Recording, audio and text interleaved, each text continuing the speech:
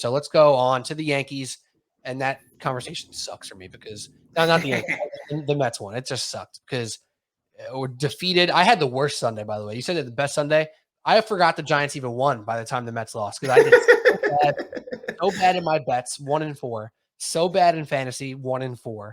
And I was just like, wow, the Giants won. That was today. I thought that was friggin' 2 weeks ago. The way that Sunday felt for me, it was eternity. The only saviors that I put $5 on Mark Andrews to score the first touchdown Sunday night. It's the only positive for me on the entire day.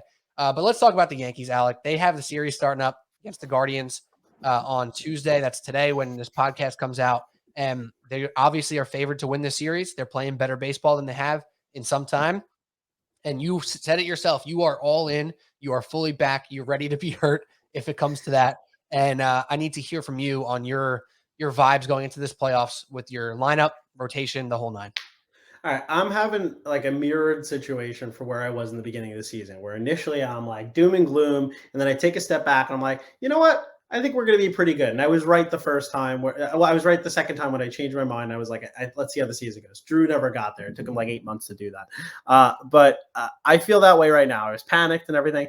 And then I took a step back and I said, listen, the Guardians are by far the youngest team in the league. I know that they just beat the Rays. The Rays put up what? 1 run in like 25 innings or something like that. And you could say, oh, well, you know, how many runs did the Indians give up? But like, it wasn't the pitching that doomed the Rays. The Rays got beat. And I firmly believe that if the Rays played the Yankees, they would beat them just because they have our number. So you have the ideal matchup that you want, right? Like they're right there. And then you also have Bieber and McKenzie not going in game 1 and 2, right? So you're matching up. You have the matchups in your favor where you're playing Cal Quantrill tomorrow against Garrett Cole. Garrett Cole has like a 1.5 ERA against the Indians this year. Cal Quantrill has like a 3 ERA. I did the math earlier today against the Yankees this year. Granted, it was only 1 start. Cole had 2. But Cole will give up a home run, a solo home run or something like that. It'll set the tone, though, when we beat them.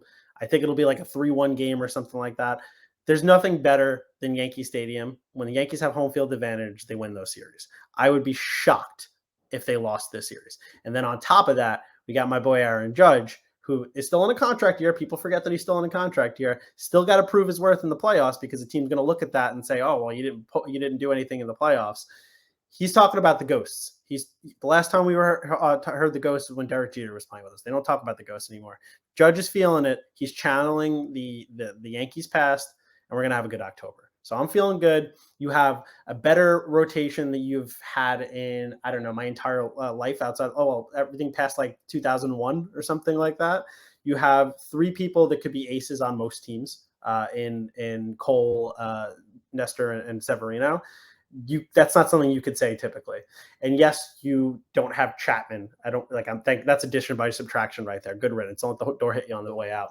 But like, obviously you lost Marinaccio. You don't know what Holmes is going to be like. But you also have Domingo Germán coming out of the pen. You have Jamison Tyone coming out of the pen.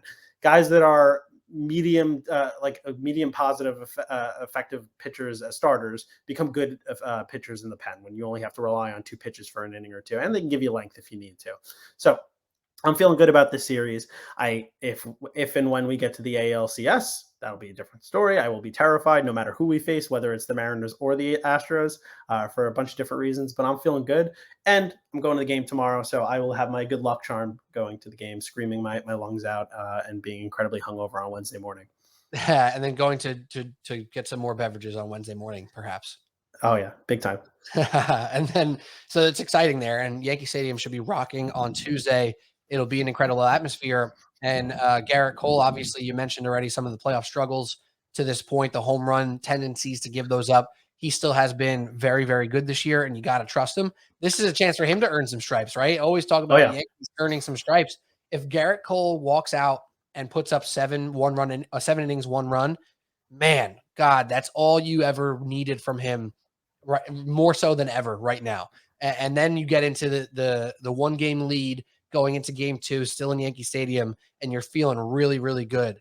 How is the Giancarlo Stanton vibe check going here? He obviously had a really slow return off the injury, couple moments here and there. He was the carrier in your last playoff run. Do you expect some Giancarlo Stanton magic as well? Listen, if there's one person I'm not worried about in the playoffs, it's Playoff G. Okay. Stanton, Playoff G. Stanton, Playoff G. Stanton always shows up in the playoffs for us. I don't care what he did. He's the type of guy, throw out the rest of the regular season, he's good to go in the playoffs, right? Him, I'm not worried about. Who are you worried about? I mean, it depends on how, like, we're bringing a bunch of guys back from injury. DJ. Because DJ, I don't think is making the roster. I think I thought I saw he was going to make it. I don't know. I don't think it was officially released. If I'm wrong, I'm wrong on this one. But I don't think it was. Through what else you're talking about. I'll look it up. I think Carpenter's someone I worry about because, like, as good as he was, and he was very good, he hasn't played baseball in 3 months, right? Again, that's a guy you worry about. So if he's going to be in there, but you also don't want DJ if he's hurt. If there's someone who cannot play hurt, it's DJ LeMahieu. So he's 50-50, by the way. It's not announced yet. Yeah. So that whole utility, our super utility guy, whoever we decide on there is what worries me. But, like, I'm not worried about. I'm happy that they have a youth injection when it comes to Cabrera. They need a guy. You need a guy like that in the playoffs. You need a young guy who has a little bit of dirt under his fingernails at this point. Like, he's been in the league for a couple of months, like in the bigs, and has proven he's done well. Like, I'm not worried. I know a lot of people are upset that Peraza may or may not make the lineup, but, like, he didn't get enough experience to be an impactful guy, in my opinion. Cabrera is a guy who has been nothing but money since he came up from AAA. So have someone like that. Bader's been electric, awesome center field. If you're looking around the league this for the wild card weekend, center field play was subpar and it caused a lot of teams to lose. Look at George Springer. I know that's a different situation, but, like, if you have a good center fielder who can run that down, like, you win that game. And then you have Judge in right field. Trevino, I'm comfortable with, even though he's been struggling lately because it's your catcher, and you know how I feel about catchers. Rizzo's great. The Glaber has been hot as hell. You got to love Glaber. IKF is your weak spot, and I don't know what they're going to do at third, whether it's Donaldson or Carpenter. I would obviously rather have Carpenter at that point, and then you have G at DH. So it looks like, yeah, you have most of the guns. The DJ thing definitely stings because, he has been so consistent in years past, and this year just wasn't one of those years where it was solid, where it was consistent. I mean, last year wasn't really his year either, but when he was healthy, he was raking though. Right. Like, exactly. Like, what you get when he is healthy, and having him on, on basically just smacked in the middle of the lineup as that solid player to put together good at bats and be there is really valuable. And my guess is likely maybe they'll put him on the roster and hope that if he's not okay by game 1 or 2, that he will make an impact later in the series. So that's still up in the air. I did just check as of 1 hour ago, not confirmed yet if he's there's a bunch of question marks as to what they'll do. That's why I think they're waiting this long to finalize it. Like, you don't know if Benintendi's ready. He might make the roster. If he's if he's ready, you take him over Hicks, but, like, obviously, but with Carpenter, you don't have Carpenter on the roster if you have a healthy DJ LeMahieu. And if you have one, you're probably going to have Peraza as the backup. So right. A lot of question marks still. That week, I'm sure, did them well. If there's ever a team that needed it, it was the Yankees right now. But if they make it to the CS, they'd be significantly healthier, I would assume. Yeah. So plus, now you like Liz Montas too. Right. He's been good, but yeah, he's been pretty bad. What about on the Guardians? Who in that lineup is just scaring you? Who do you not want? Who do you think? Well, obviously Jose Ramirez is the stud on that roster there. I mean, who am I worried about here? I'm worried about Ahmed Rosario. Andres Giménez. Like, I understand that Andres Giménez had a great year, but, like, it's freaking Andres Giménez. I watched him on the Mets. He's okay. Like, he's not that good. And as we all know, like, the AL Central is a fraud division, and I'm not concerned about anybody who comes out of there. So I don't know who worries me. Who worries me out of there is their pitching. Their pitching is awesome, right? Like, they have Tristan McKenzie, they have Shane Bieber, they have Quantrill's he's no schlub, and then they have, like, Emmanuel Clase coming out of the bullpen. Like, that's good pitching, but their offense is garbage outside of Ramirez, and you can pitch around one guy. Yeah. I mean, that's true. You look at their roster throughout the season. Ramirez led the team with 29 home runs. We talked about the Mets not hitting home runs. I mean, 29 out of Ramirez, only one other guy with 20. I think they have the least home runs in the league, and, like, one of the highest averages. only one other guy in the lineup with 20, and it's Josh Naylor, the first baseman, a couple guys in the teens, and that's it. Like, they don't hit home runs really at all. So it's not really a bunch of guys who you're scared of to change the game with one swing of the at bat. However, the Mets fans will tell you that you got to watch out for Trent Grisham. I mean, I'm Jose Ramirez is someone that should scare you, right? Yeah, But he's freaking that's awesome. that's what we always talk about with the Yankees with protection, right? Like that you there's a reason Judge was, when Judge is killing it, everyone out in front of it and behind the Judge is killing it too, right? That's how it works. Yeah. Yeah, exactly. So, I mean, listen, they're favored for a reason. They should win this for a reason. But you got to play the games. You got to play the Yep. games, and the pitching is what scares you. When does Bieber get back into the rotation? Is it game 2 or 3? He might be It good by would, game it would, 3. it would be game 2 because they Two. have they have an off Extra day day, tomorrow. Yeah, they have an off day right, tomorrow. on So Wednesday. yeah. Okay. I'll tell you one thing that what scares me. Can I be honest with you? One thing that really terrifies me: the Yeah. midges are back. Yes, it's something I've been meaning to bring up. The midges are back, and if you don't know about the midges, type in Jabba Chamberlain bug on YouTube, and you'll figure it out real quick. They actually made their first appearance on Sunday at the Browns game. They were out and about. Didn't make as big an impact on football, at least seemingly watching on TV. However, we know what could happen if you've never seen it.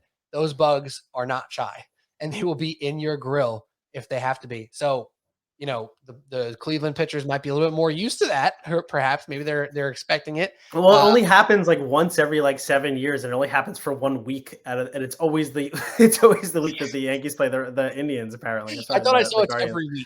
every week of 1 week every year they come out. Oh, is it And every year? Well, we're regardless, just it's 1 week, and it always we're just wants. not in the playoffs every year. Yeah, that makes sense. Yeah.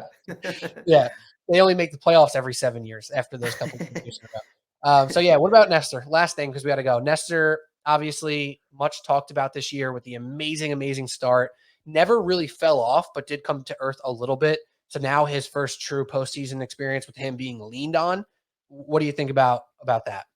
I think that the way that they did the rotation is perfect because you have Cole, who is a power pitcher, you have Nestor, who is a finesse pitcher, and then you have Sevi, who's a power pitcher again. So I think that kind of change of speeds is going to really benefit them in the playoffs. I think Nestor's clearly game for it. He looked awesome in the All-Star game too, right? I mean, we were able to listen to him and Trevino when they were up there.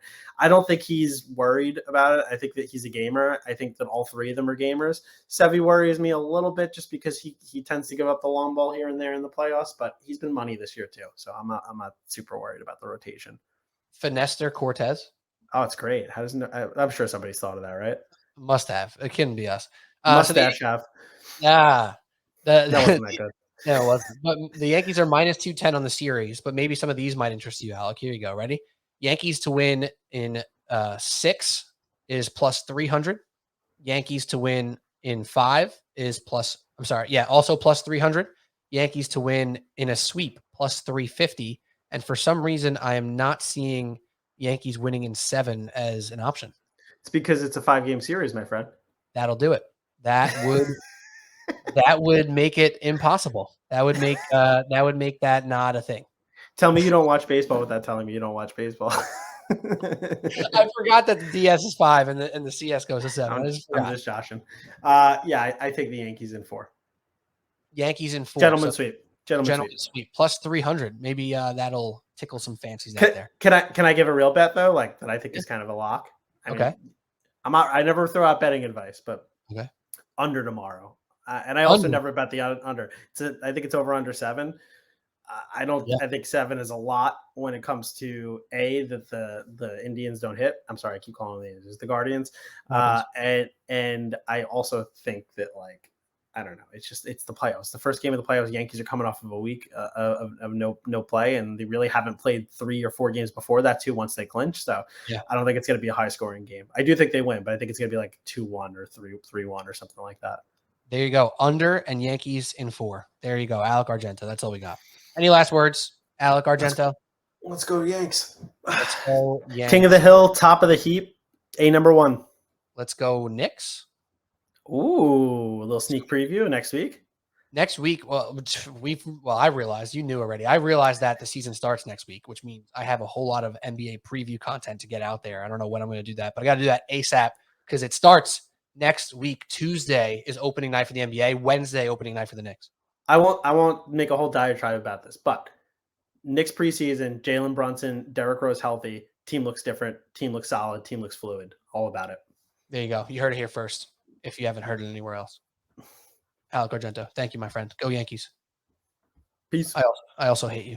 All right, so much talk. Thanks for listening.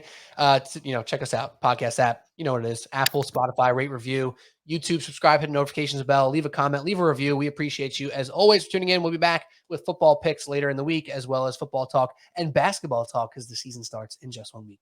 All right, everybody. Cheers. Peace.